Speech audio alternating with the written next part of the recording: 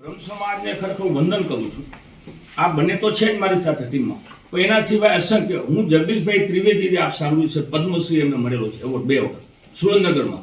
એ ખરેખર આ જીવનમાંથી હું મળ્યો ત્યારે મને પણ તો માનતો તો આવું કરવું જોઈએ, કારણ કે તમને સંપત્તિ આપી હોય તો સારા કામમાં વાપરવું જોઈએ. દરેક કામમાં અમારે કોઈ એક એવું કામ નથી કે શિક્ષણ કે મેડિકલમાં કે સમાજ ભવનમાં કે મંદિરમાં દેવું નહીં.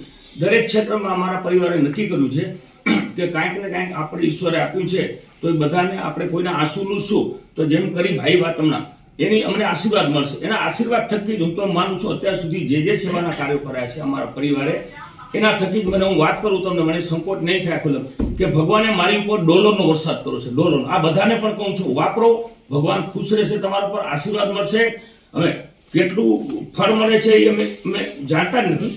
બીજું બ્રહ્મ સમાજના એ જગદીશભાઈની વાત કરતો, સાહેબ જે હાસ્ય કલાકાર છે જગદીશભાઈ ત્રિવેદી, એમનું ઘર સામાન્ય છે. અમે બધા ગયા હતા તેમને મળવા.